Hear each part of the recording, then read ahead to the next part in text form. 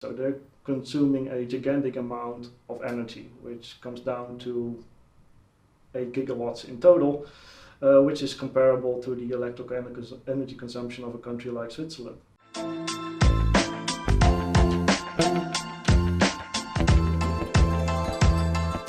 We're here with Alex de Vries, who's published numerous academic papers on the negative impact on the environment of Bitcoin mining.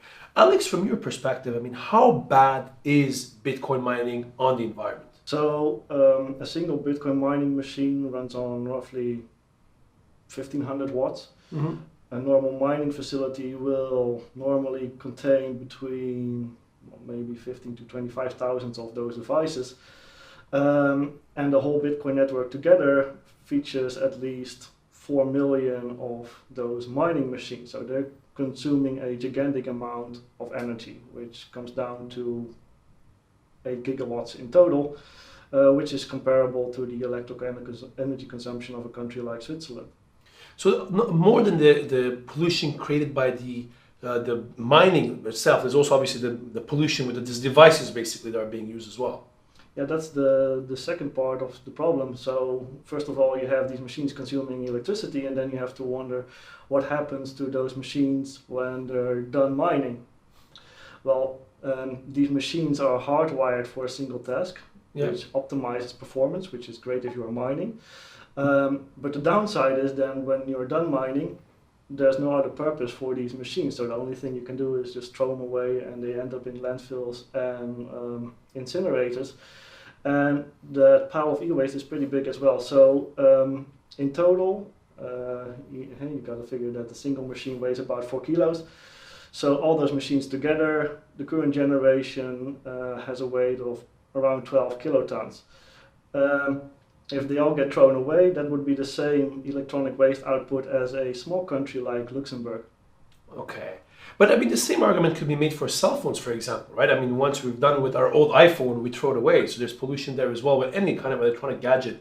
Why particularly Bitcoin mining machines?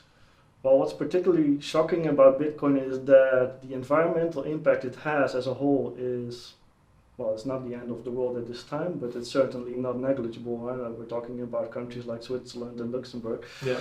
But the real pain becomes visible when you look at what are we actually using it for. And the whole Bitcoin network is processing 81 million transactions per year. Yeah. Is that a lot? No, it's almost negligible in the financial industry because the whole banking industry handles around 500 billion non-cash transactions per year. So Bitcoin isn't even a speck of dust in the whole financial system.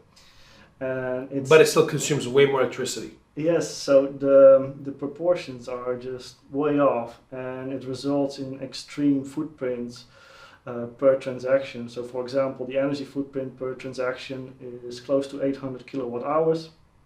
If you're living in the US, and you're having an average household, 800 kilowatt hours will supply you for roughly a month. And of course, it's also, it's around 135 grams of electronic waste per transaction, which is the same as 260 watt light bulbs. Now, if you look at the traditional financial system, those numbers are way, way lower.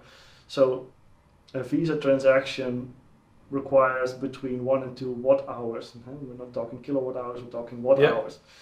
And then the electronic waste footprint for a Visa transaction, I just said 135 grams per Bitcoin transaction. For a Visa transaction, it's closer to 0.0045-ish. But many would argue that there's a cost to pay. The fact that we're able to send payments peer-to-peer in a decentralized way, yes, it's causing environmental damage, but is it cost to pay to be able to transact in a decentralized way with no trusted intermediaries? What do you think of that? Well, that's an argument that many make, but I would say that first of all, Bitcoin isn't really being used in a decentralized way. I think where we have traditional banks in the Bitcoin world, we nowadays have a lot of Bitcoin banks, and they're handling most of the volumes in Bitcoin. So the whole ideal of decentralized payments is not really happening. Of course, you have the option to actually use it that way, but that's absolutely not the case at the moment.